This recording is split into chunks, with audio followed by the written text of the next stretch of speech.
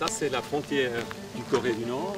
Et puis, ça, c'est la direction du Swiss Club que je vous invite maintenant pour un café. Bois d'Avaux, près de Genève. Protégés par l'armée suisse, les représentants du FLN à la première conférence d'Évian y ont pris leur quartier. Entre Syriens et Américains, on s'en doutait. Ce n'est pas l'amour, loin de là. Mais le sommet de Genève a permis un réchauffement des relations entre les deux États. La Suisse s'implique donc, mais demande une grande discrétion et si possible le secret. Dans ces images tournées à Genève, les négociateurs israéliens et palestiniens sortent d'une réunion avec Micheline Calmiret. La liste des conflits où la Suisse a eu d'une façon ou d'une autre un rôle à jouer est bien longue. Aujourd'hui, elle pourrait bien représenter les intérêts de Kiev en Russie. Un mandat qui s'inscrirait dans sa longue tradition de puissance protectrice. Mais qu'est-ce que ça signifie au juste ?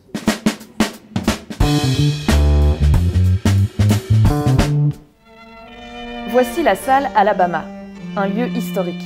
C'est ici que s'est réunie la Cour d'arbitrage de Genève dans le cadre des réclamations de l'Alabama opposant les États-Unis et la Grande-Bretagne à la fin du XIXe siècle. Cette dernière est alors accusée d'avoir violé sa neutralité en tolérant la livraison de bateaux de corsaires, dont l'Alabama, aux rebelles sudistes depuis son territoire.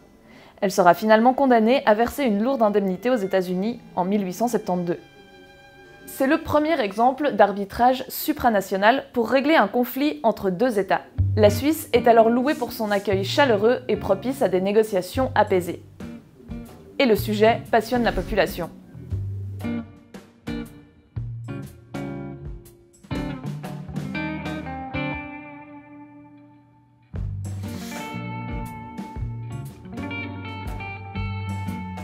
C'est le point de départ de ce qui deviendra une tradition pour le pays, les bons offices. Ceux-ci sont définis par la Charte des Nations Unies comme toute initiative diplomatique ou humanitaire entreprise par un pays tiers ou une institution neutre dans le but de résoudre ou de surmonter un conflit bilatéral ou international. En Suisse, la promotion de la paix est ancrée dans la Constitution de 1999 et précisée dans la loi fédérale de 2003. Elle repose sur 3 piliers. La Suisse comme puissance protectrice, c'est-à-dire représentant les intérêts de pays ayant rompu leurs relations diplomatiques, comme État hôte de négociations ou de rencontres, ou comme médiatrice.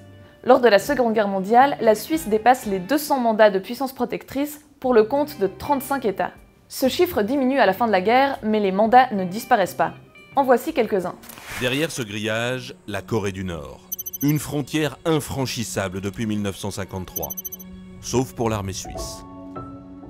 Depuis 1953, la Suisse participe à la surveillance de l'armistice entre les deux Corées.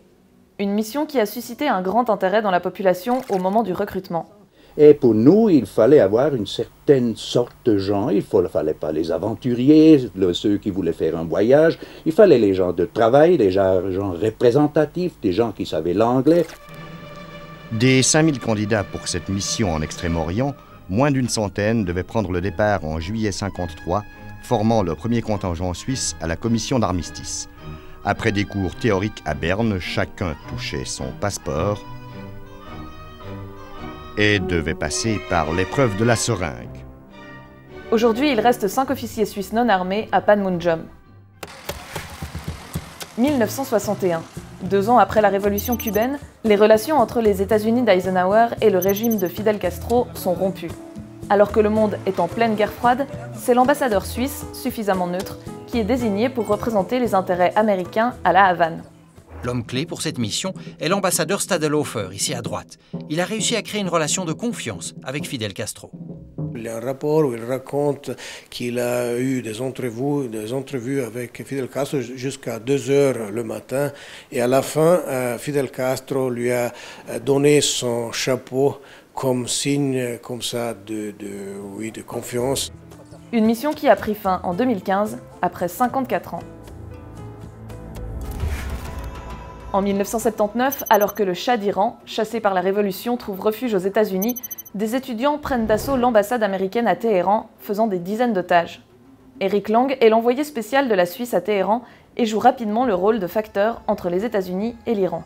Dès les premiers jours, les diplomates suisses à Téhéran ont été envoyés à chaque des maisons des otages pour voir s'ils avaient laissé des papiers importants, pour fermer les maisons, pour payer le loyer. Et plus tard, quand les négociations secrètes ont commencé avec d'autres intermédiaires, et particulièrement l'avocat français Christian Bourguet et l'homme d'affaires Hector Villalon, c'est le gouvernement suisse qui leur a donné les lieux. Un mandat toujours en cours. L'ambassade de Suisse continue à représenter les intérêts américains en Iran. Aéroport de Genève-Cointrin, mercredi 22 octobre 2003, 13h. Dans la foule anonyme des passagers, une équipe de négociateurs israéliens débarque. Et c'est un diplomate suisse, Nicolas Lang, qui les accueille. C'est une première. En 2003, des membres des sociétés civiles israéliennes et palestiniennes se rencontrent en secret dans un hôtel de l'Oberland bernois pour négocier un processus de paix. Là derrière, ils ont eu des panneaux avec les cartes, tout ça. Là-bas, ils ont pendu des cartes. Ils se réunissent autour de la figure d'Alexis Keller, chercheur en sciences politiques à Genève. En juin 2002, Alexis Keller, qui au début a financé l'opération grâce à des fonds privés, se tourne vers le département fédéral des affaires étrangères, à l'époque dirigé par Joseph Dice. L'accueil a été chaleureux, mais néanmoins prudent. Il y a en Suisse un certain conservatisme bien pensant qui n'aime pas beaucoup le risque. L'arrivée de Micheline Calmiret aux affaires étrangères change un peu la donne. Je crois qu'elle a, comme on dit en français, mordu à l'hameçon. Et la signature marquant la fin des discussions est marquée par une cérémonie mémorable. And if war is too serious a business to be left to the generals, peace is far too serious to be left exclusively to governments. En 2018, le Conseil fédéral publie un rapport sur la recrudescence des conflits mondiaux et la nécessité de diversifier le paysage de la médiation. Dans la foulée, une formation de niveau master consacrée à la médiation dans les processus de paix voit le jour à l'EPFZ en collaboration avec l'Allemagne, la Finlande et la Suède. C'est un nouveau chapitre qui s'ouvre pour la diplomatie suisse et qui pourrait bien commencer en Russie.